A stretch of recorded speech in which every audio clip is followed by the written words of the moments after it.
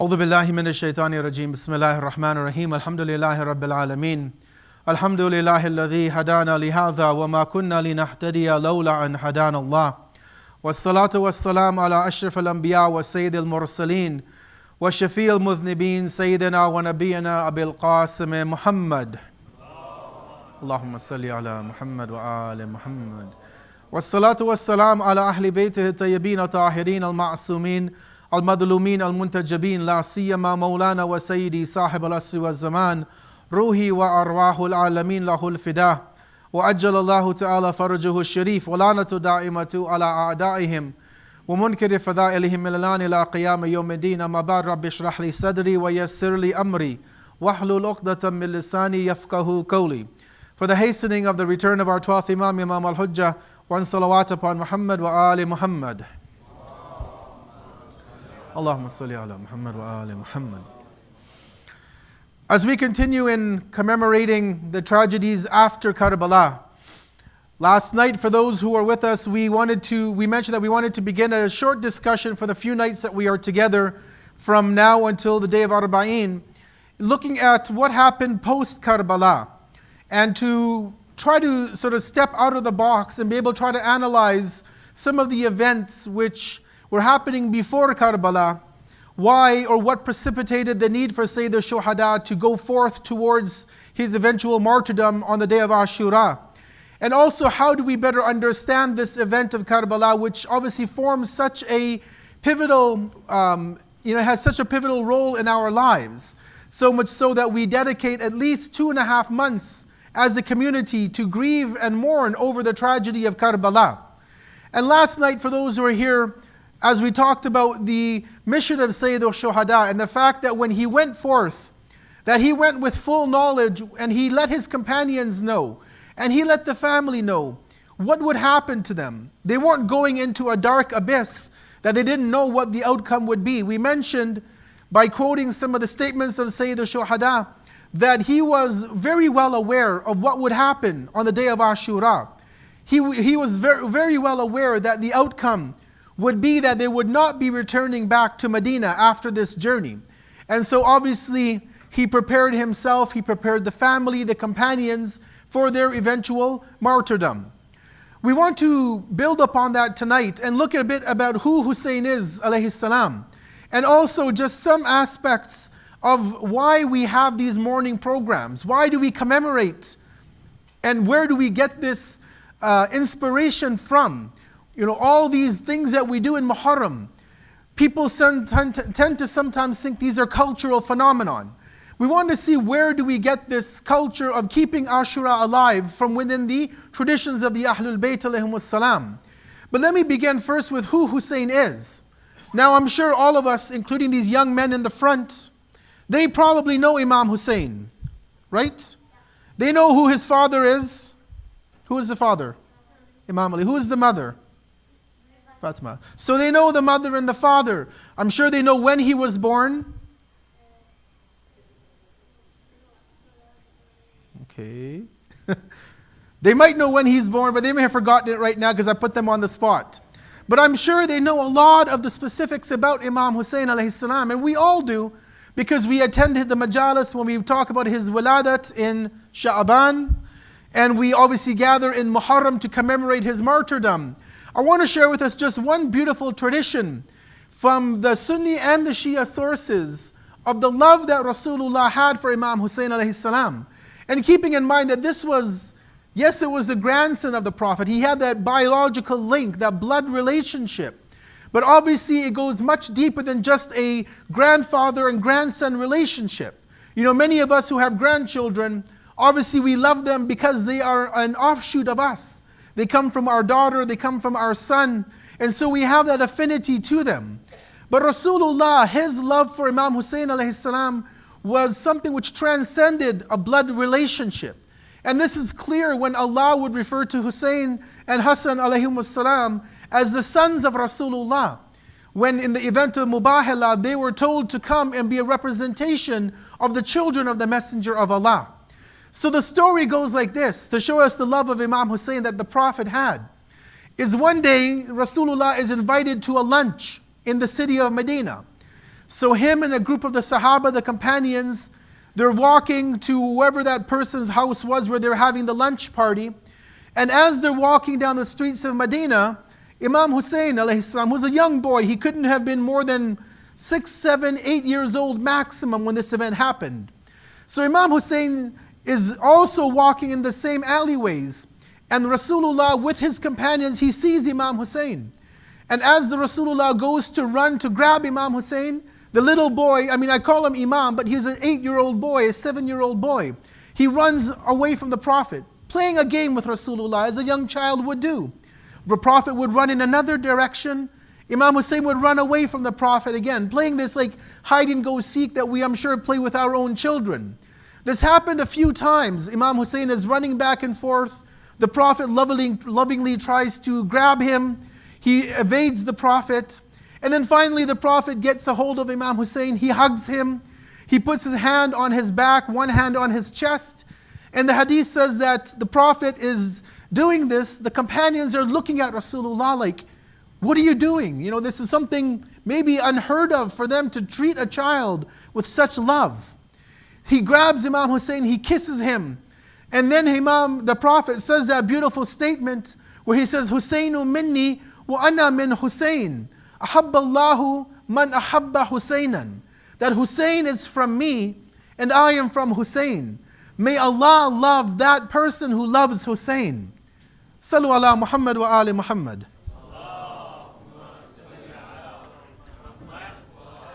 And this is just one example that we have in the stories and in the hadith of the Muslims, of all of the Muslims, because no Muslim today can stand and say that they hate the Ahlul Bayt. It is a part of Iman from all Muslims to love the Ahlul Bayt. And all Muslims have these sorts of anecdotes in the life of Sayyid al-Shuhada. And we've heard the stories, I've talked about it in the past, when Rasulullah would be in sajda, and sometimes Imam Hassan or Hussein would climb on the back of the Prophet. And they would play on the back of the Prophet for such a long period of time. The Sahaba praying behind the Prophet would have thought, as when they finished the salat, they would say that, Ya Rasulullah, did revelation come to you? You were in sajda for 2-3 minutes, whatever the time was. And he would say, no, wahi, revelation did not come to me. But one of my grandchildren was playing on top of my back, and I didn't want to get up and hurt the child. He would fall off, so I waited until he came off my back. There are stories when Rasulullah would be on the mimbar like this in Masjid al-Nabawi. He would be giving a sermon to the companions. Imam Hassan and Hussein would run into the hall, and he would actually get off of the mimbar, sit with them, put them on his lap, and play with them and caress them. And then they would go back and play because they were children at the end of the day. And Rasulullah would again ascend the mimbar and continue in his discourse. And there are so many traditions like this in Sayyid al-Shuhada, that the Muslims at that time, when they saw the way that the messenger interacted with his grandchildren, the way he played with them, the love he showed for them, the concern that he had for them, that there are so many traditions that talk about this love and affection the Prophet had. And obviously we know that in the ayat of the Quran, many times Allah would reveal verses in praise of the Ahlul Bayt. We know that ayat of Tathir, chapter 33, verse 33. We know Surah Al-Insan, chapter 76, the entire chapter is about the Ahlul Bayt. We know many other ayat that came about the Ahlul Bayt and about Sayyid al-Shuhada also in a general nature. So the summary and the gist of this is that Muslims at the time of Rasulullah, they loved, they respected, they cherished Sayyida Shabab Ahlul Jannah.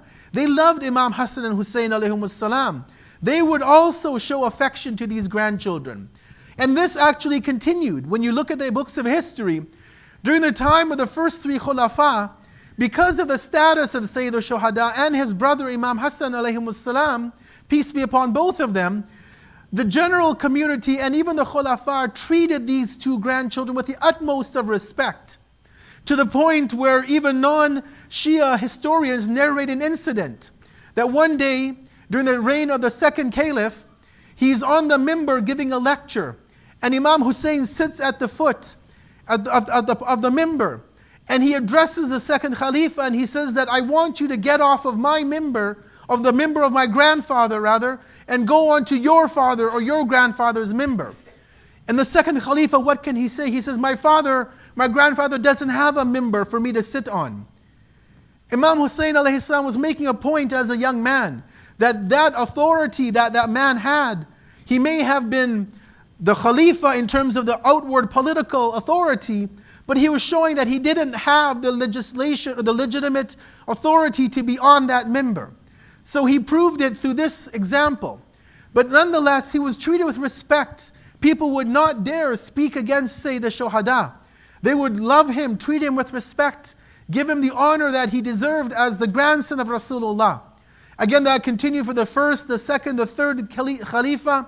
And once the third Khalifa was killed and Amir al-Mu'mineen takes over the caliphate, he now is elected, we can say, to become the leader of the Muslims, although we know he was leader from the day Rasulullah leaves this world. But when Amir al-Mu'mineen takes on the Khilafat, he moves the base from Medina to Kufa. We know that the entire Ahlul Bayt, Imam Hassan, Imam Hussain alayhim salam, Lady Zainab, her family, they all pick up and move to Kufa as well. And so in the time of Amir al-Mu'mineen, he wasn't silent. Historical references don't give us maybe a day by day or year by year analysis of what Imam Hussain was doing in the time of Amir al-Mu'mineen's Khilafat.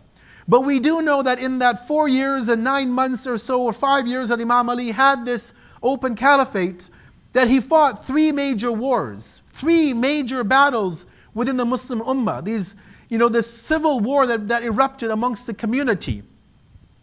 And we're told in every one of those battles, him and his brother Imam Hassan alayhi salam, that they both had prominent roles to play in the different aspects of the military, guiding and leading the military forces on the side of Amir al-Mu'mineen.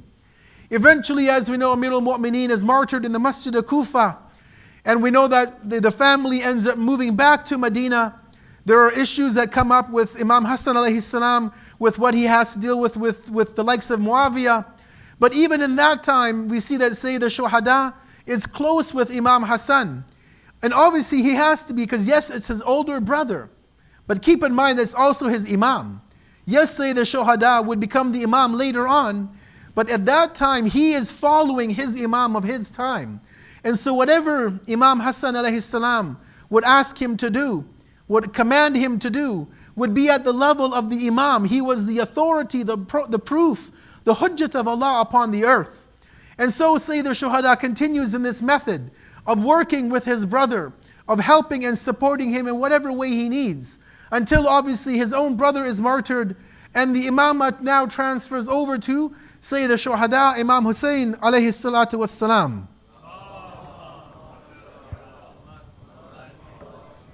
And obviously from there, as we say that the rest is history, we know that after he takes over the Imamat, that the political turmoil after Muawiyah loses his life, he appoints his son, which was against the peace treaty that they had signed, and against all that what had been agreed upon between Imam Hassan and Muawiyah. We realize that at that point is where the event of Karbala comes into play. And again, you've been present in the majalis in Muharram. I don't want to repeat what was said over those 10 or 11 or 12 nights. But we know that, say the Shuhada, he launched that revolution. He was successful, even though from the apparent aspect, people say he wasn't victorious. We realize that victory came in another way for, say, the Shuhada. But tonight what I want to do is, for the brief time that I have, and I don't want to go over time, I want to look briefly at what the Imams of Ahlul Bayt did to preserve the legacy of Karbala. Right? Because sometimes as a community, young and old, we sometimes question that what are we doing in Muharram? Right? We gather, we decorate, or we cover our centers in black. We ourselves are wearing black. We sit for 10, 11, 12 nights. We lament, we cry, we beat our chests, we do all of these actions. But do any of these actually have a religious basis? Many young men and women, I'm sure, growing up, were given to understand that this is a cultural phenomenon, that our parents from the Middle East or from East Asia or from whatever part of the world they came from, maybe they thought that we brought this over as a tradition, as a cultural phenomenon, as a cultural experience of expressing our grief over Karbala. But tonight I want to look at just 3 aspects of what we perform in Muharram to show us that what we do as a community, it has a direct basis in the Ahlul Bayt alayhimus salam. And it's important for you and I to always go back to the source. Go back to the Quran. Go back to the Ahlul Bayt. And we have to remember that that hadith, when Rasulullah said the hadith of Thaqalain, to follow both of them and we would never go astray. That when we come to the event of Karbala and we want to see, well, how should we commemorate it? We have to go back. Either the Quran talks about some of these issues or alludes to some of the concepts. And if not the Quran, then definitely we need to go to the Ahlul Bayt and see what have they instructed us, or have they instructed us even, to commemorate and to keep alive this legacy and this memory of Karbala. Sallu ala Muhammad wa ali Muhammad.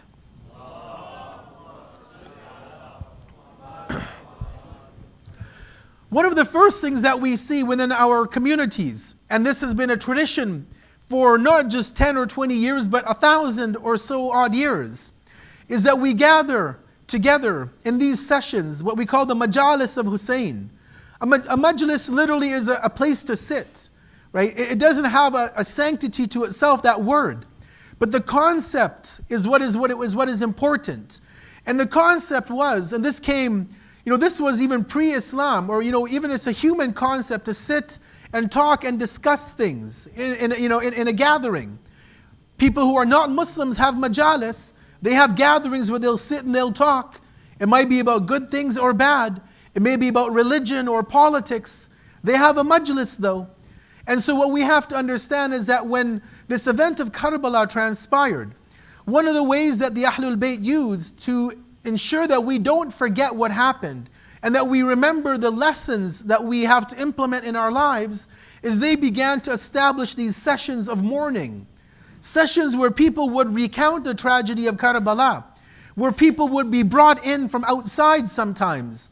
Poets would be brought in from within the community. Speakers would be brought in from amongst the Shias of Ahlul Bayt. And they would be asked to sit and talk and relate the event of Karbala. Now obviously we have to keep in mind that our gatherings today in 2016, they're probably vastly different than what happened 1,000 years ago. The area, the atmosphere, everything about our gatherings is unique. There are some aspects which would be carried over from that day, but otherwise it is a unique event that is, molded according to our own culture and where we live today. But the general premise of a majlis, of a sitting, of a gathering, to remember what happened to Ahlul Bayt, this goes back to, we can say, even the time of Lady Zainab alayhi salam and Imam Zainul Abidin alayhi salam, when they began to speak and relate the tragedy. But when we look at it at an official, if we want to look at it at an institutionalized level, we have hadith from the 4th Imam, but we also have a hadith which I wanted to share from our 5th Imam, in which the hadith mentions that, and this is coming from what the Imam used to do, the hadith says that the 5th Imam, he would have a gathering in which he would cry over what happened to Imam Hussain. And he would cry and lament, and then he would ask all of the people who live with him at home not to observe taqiyya, not to hide, that this is a majlis of sorrow, of grief, and that they would sit and lament and cry, remembering what happened in Karbala. And then he had said, the hadith says that he would also encourage the people who lived with him to offer condolences to one another over the tragedy of Karbala. So the 5th Imam is showing us that, and there's multiple hadith, not just this one. We have again from the 4th Imam, from the 5th Imam, the 8th Imam talks about it, how there would be majalis. And in fact, in the 8th Imam's hadith, we're told that he would have men and women come over to his house, and then he would have a curtain put between the men and the women. So even the wall, the partition that we have is not culture. We're not scared of mixing with the ladies or the ladies with the men. But the Imams show us when they had a majlis, they would actually put a physical partition between the genders, and then they would have the majlis. So a lot of this is none of this, rather I could even say, is culture. This is from the Imams. And we can't say it's Arab culture because the Imams embody, yes, they were Arabs by birth, but their culture was not necessarily Arab culture per se. They were teaching us also lessons in how to formulate our gatherings and our majalis.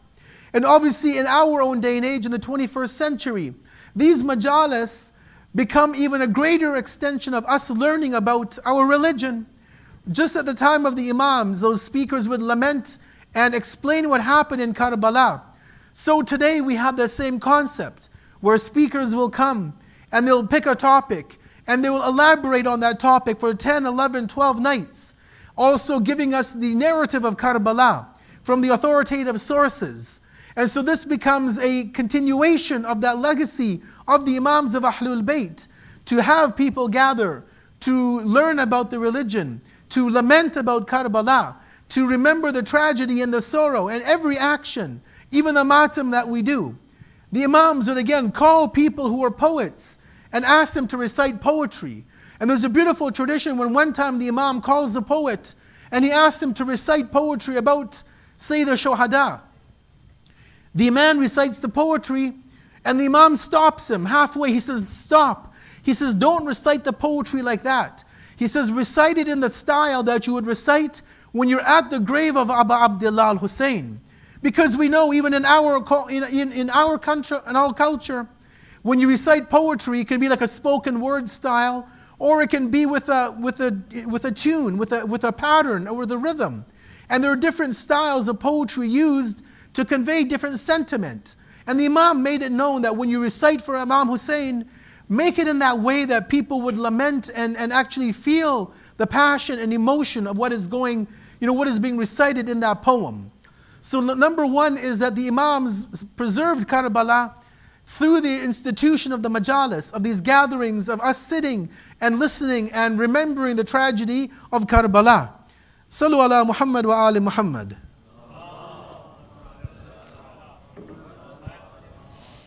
Another thing that we see with the lives of the Imams, of how they try to preserve the legacy of Karbala, is that in almost every action that they would go through, they would try their best to relate that event to the event of Karbala, to keep that memory alive.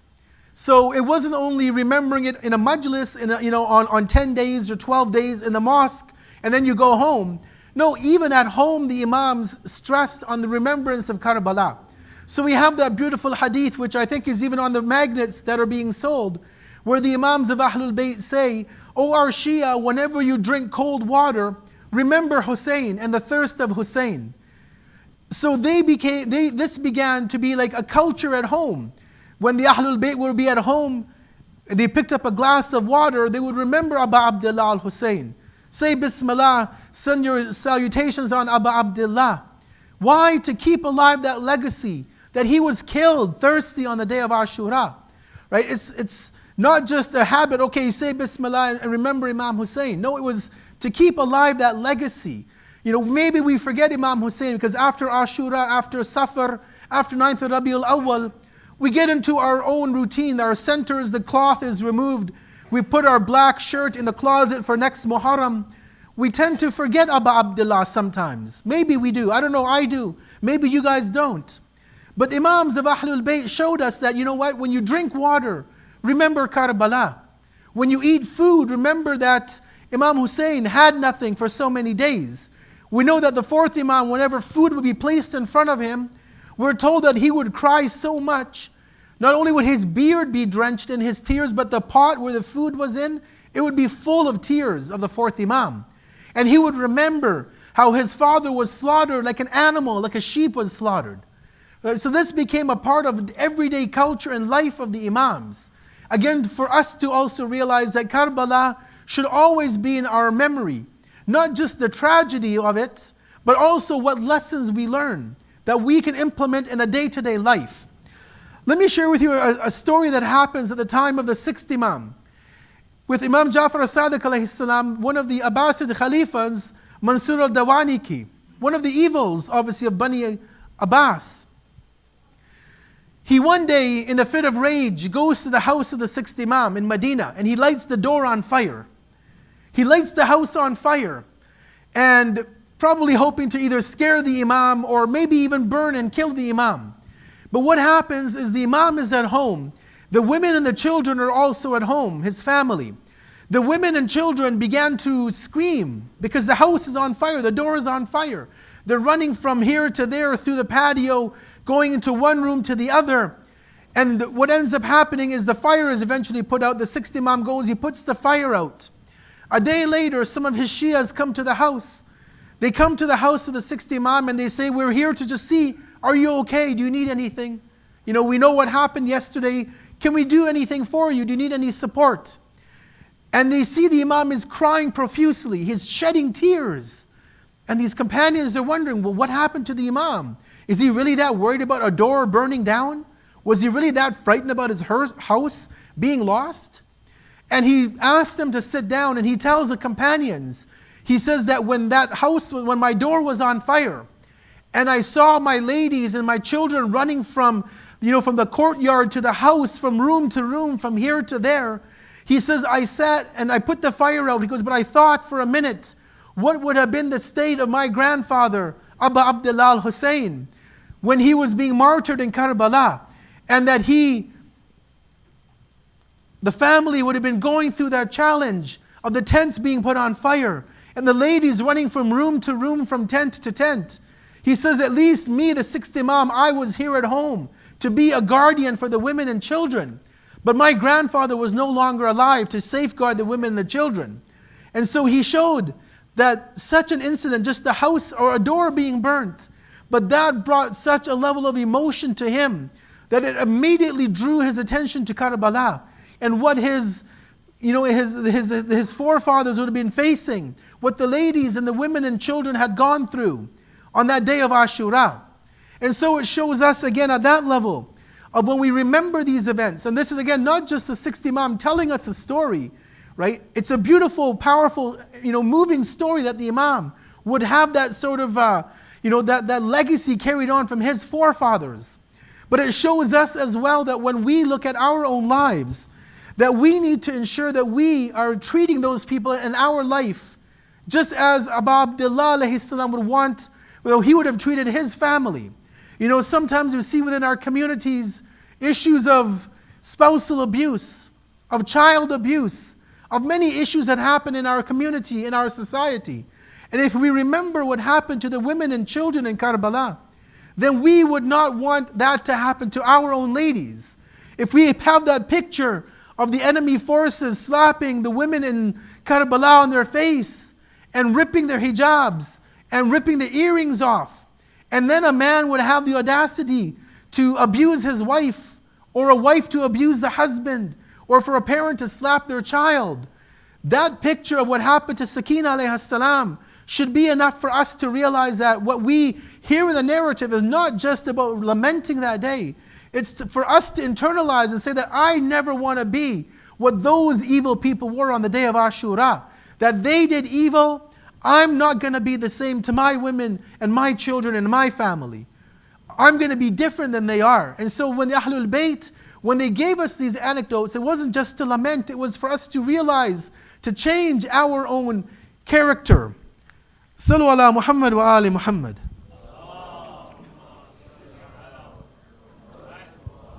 And last but not least for tonight, we'll end with this. One of the traditions of Ahlul Bayt, one of the things that they've taught us through Karbala, the legacy that they have retained to keep this legacy alive, is to cry and make others cry. Today at Jummah we talked about the emotional aspect of the human being. I don't want to repeat that. But emotions are a very important part of our culture, of our being human beings. Forget about our culture. Emotions play a tremendous role in us as human beings.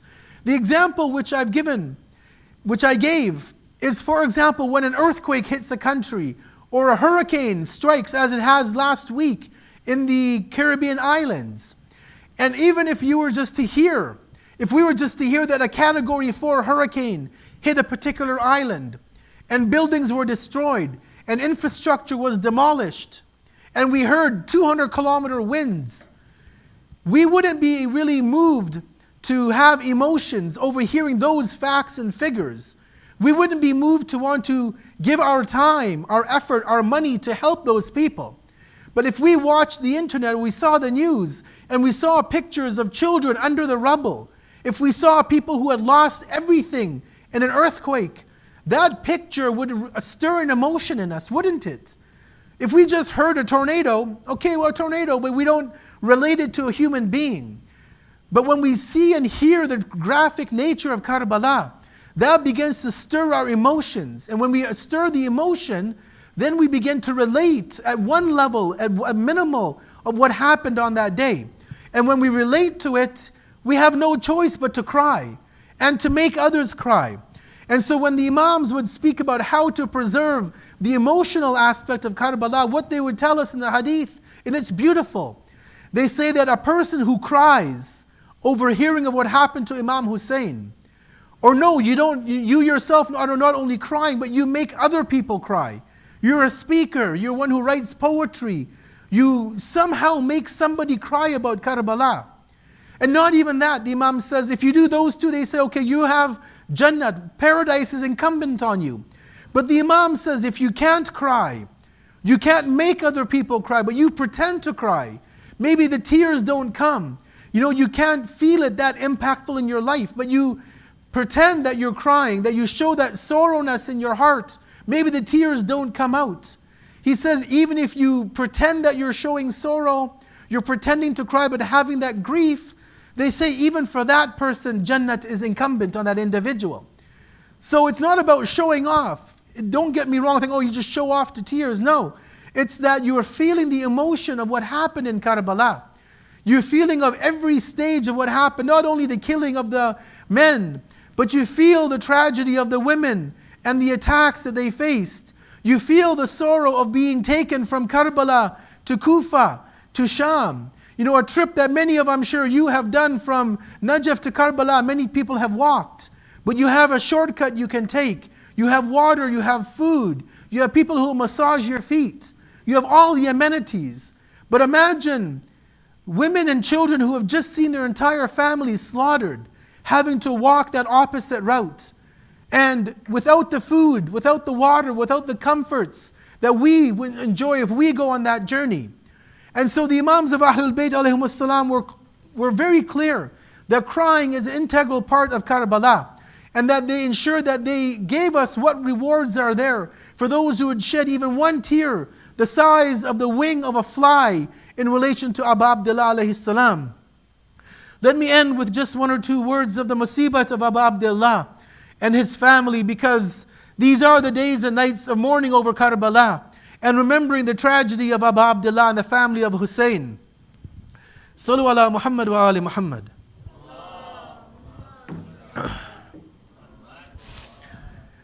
We know that after Karbala, after the Shuhada had their heads decapitated, that was not the end of the tragedy. As we mentioned even last night, that journey over the blood-stained plains of Karbala continued for the ladies. It continued for Imam Zain al-Abidin, who had already been suffering so much from the fever.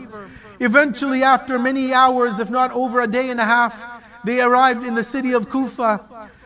In addition to the heads being paraded in front of them, they were forced to go to Ubaydullah ibn Ziyad to see him and to speak to him in the presence of the cursed Khalifa and his representative. Eventually, after many days in the city of Kufa, that same city where one day the Ahlul Bayt had been the princes and the kings, where they had been teaching Quran to the people, where they had been educating people on the deen of Islam, the call was given that the caravan had to now proceed from Kufa to Sham. And what a terrible journey that will be, brothers and sisters, from Kufa to Sham. We're told that the head of Imam Hussain alayhi salam, that it was put onto a spear, and it was at the very front of this caravan. We're told that as the women and children were put onto the camels, onto the animals to go towards Sham, that the fourth Imam had been given a special treatment by the government of the time, whereas the other people were chained. But we're told that the fourth Imam had a unique way that he had been chained. They say that he had shackles around both of his ankles with a chain between them. We're told that he had shackles on his arms with a chain between those. But it wasn't enough, that they also had a shackle around the neck of the fourth Imam. But brothers and sisters, the historians tell us the shackle was quite unique. Whereas usually you'd think that if there were spikes, the spikes would point outwards. But we're told this iron shackle had spikes pointing inwards into the neck of the Imam. So every time the Imam would walk, the spikes would poke deeper and deeper into the neck of the Imam. as the heat of the day would get hotter and hotter, the iron shackles on the Imam would become harder and harder, and they would sever the skin on the legs and the arm and the neck of the Imam. And we can only think and hear of the tragedies of the fourth Imam, as they had to continue the entire journey all the way from Kufa, all the way to Sham in such a terrible state, to eventually come face to face with the cursed Yazid, and to have to be in front of him in such a state after losing so many loved ones on the day of Ashura. وَسَيَعْلَمُ الَّذِينَ ظَلَمُوا أَيَّ مُنْقَلِبٍ يَنْقَلِبُونَ إِنَّ لِلَّهِ وَإِنَّا إِلَيْهِ رَاجِعُونَ. We ask you, Ya Allah, بِحَقِّ Muhammad wa Ali, wa Fatima wa Hassan wa Hussain, that you accept this act of worship from us tonight. We ask you, Ya Allah, to keep us amongst the helpers and the assistants of our Imam when he makes his advent. We ask you, Ya Allah, to hasten the dhuhur of our Imam and to allow us to be amongst his adherents and his supporters. رَبَّنَا تَقَبَّلْ مِنَّا إِنَّكَ أَنْتَ السَّمِيعُ